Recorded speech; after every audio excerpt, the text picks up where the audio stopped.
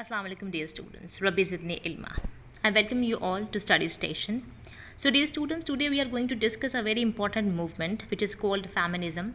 Feminism, this movement has changed the concept about women in society. This movement has given recognition, identification and position to women in today's world. So let's get started with the definition. What is feminism?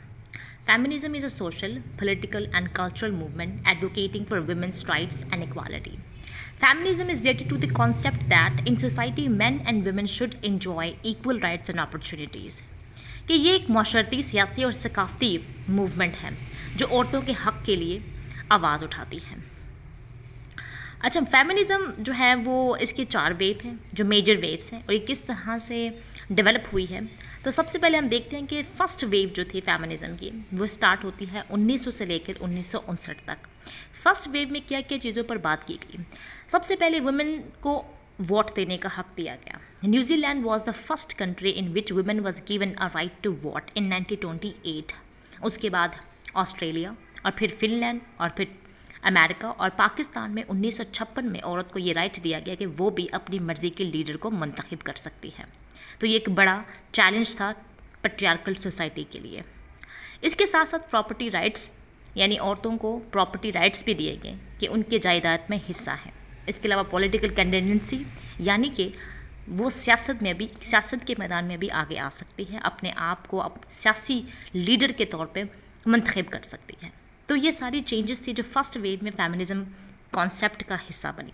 उसके बाद second wave, ये wave start होती है 1960 से 1980 तक. और इस wave में किन किन चीज़ों पर बात की गई. Inequalities, sex, family, work place, reproductive rights, इसके अलावा ऑफिशियल लीगल इनइक्वालिटीज़. तो ये सारे पॉइंट्स थे जो सेकंड वेव का हिस्सा बने. उसके बाद थर्ड वेव जो स्टार्ट होती है वो 1990 से 2000 के दरमियान. इसमें किस पर बात की गई है. इसमें एम्ब्रेसिंग इंडिविजुअलिज्म एंड डाइवर्सिटी. इसका क्या मतलब है. इसका मतलब ये है कि तमाम औरतें बराबर नहीं हैं. हर औरत के अंदर अपनी एक काबिलियत है, अपनी एक खासियत है. तो औरत को उसके मकाम के मुताबिक मर्तबा दिया जाना चाहिए. उसकी अपनी एक इंडिविजुअल पर्सनालिटी है. Womens are diversified. तो यहाँ पे एक यूनिवर्सल अंडरस्टैंडिंग ऑफ वुमेन होती है कि हर औरत को एक ही तराजू पे तोलने की कोशिश की जाती है, जिसकी वजह से औरतों के दरमियान इंतशार भी पैदा होता है और माशरे के दरमियान भी इंतशार पैदा होता है.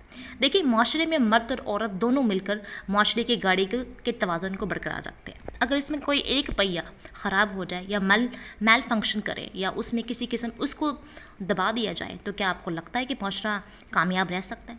क्या आपको लगता है माशरा एक सेहतमंद माशरा रह सकता है?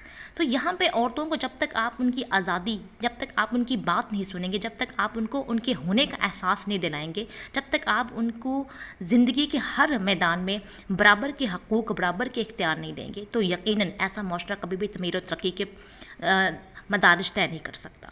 उसके बाद जो फोर्थ वेव जो है वो स्टार्ट होती है 2008 से अब तक. इसमें किन चीज़ों पर बात की गई है. सेक्सुअल हैरेसमेंट पे, चाहे वो वर्क प्लेस पे हो, चाहे वो डोमेस्टिक वायलेंस हो. तो इस पर सेक्सुअल हैरेसमेंट जो था वो बड़ा मेन पॉइंट था. उसके बाद मिसओजनी से मुराद ये होता है कि मर्दों से नफरत. फेमिनिज़म कॉन्सेप्ट ने क्लैरिफिकेशन दी है कि फेमिनिज़म का मकसद सिर्फ ये है कि औरतों को उनके इक्वल राइट्स मिलें. फेमिनिज़म का मकसद ये नहीं है, इसका मतलब हरगिज़ ना ये निकाला जाए कि ये एक एंटी मेल या हेट्रेड फॉर मेल मूवमेंट है. तो ये 4 वेव्स हैं जिसमें औरतों के हक़ के लिए, औरतों के वजूद के लिए आवाज़ बुलंद की गई और औरतों को राइट्स दिए गए ताकि वो भी अपने आप को माशरे का एक हिस्सा समझें. Thank you so much. Inshallah, in the next video, we will discuss a very important feminist, which is Mary Wollstonecraft, and we will see about her ideas, what she says in her essay or stories.